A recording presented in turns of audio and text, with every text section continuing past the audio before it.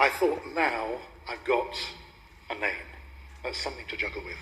But I was not yet finished in Kashmir, because Dr. Malik said to me, would you like to go to Bandipur, his hometown, which is where Dr. Malik himself had been brought up.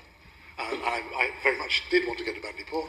So we went there, and this is Rahim Lone's house, which is kept by the family. Nobody lives in it, but it's beautifully kept. And as you can see, it's very traditional. This is all walnut panelling. This is all walnut panelling. And there are lovely textiles and so on.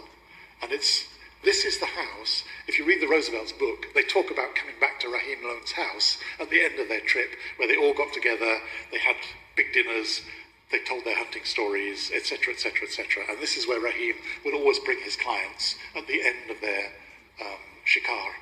They would come back to this house in Bandipur. And so it was wonderful to go there.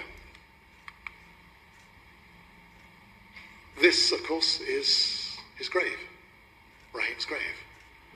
And there's the local imam there, and another local guy came to show it to us.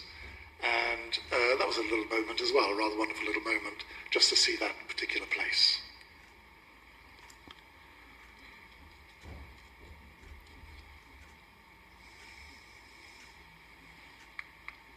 Now, besides Rahim, Dr. Malik said, well, would you like to meet other people connected with my great-grandfather? And one of those people was Hassan Bat. As you can see this name here, Hassan Bat, and an excellent specimen of ibex. Hassan Bat and Rahim were very close. They worked together. They were both Bandipuri men. They lived next door to each other almost. Their families. Dr. Malik told me he was brought up in Hassan Bat's family home as a young boy. So they're very, very close indeed. So he said, would you like to go and see the family of Hassan Bat? And I said, yeah, of course I would love to. So I was introduced to, I must get the names right. This is Hassan Bat's son on the left-hand side. I think he's about 92.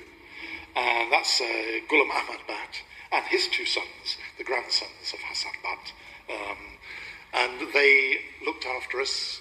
They also had a lovely house in Bandipur, and they knew all of these stories.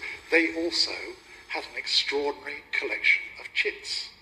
And I started going through those chits, because, and I photographed them all, of course, and I have them in my records. And I was, again, absolutely amazed, because amongst them were these two letters, one from William J. Morden, and one from James L. Clark. And the Morden-Clark expedition is a very famous expedition, again, a collecting expedition on behalf of the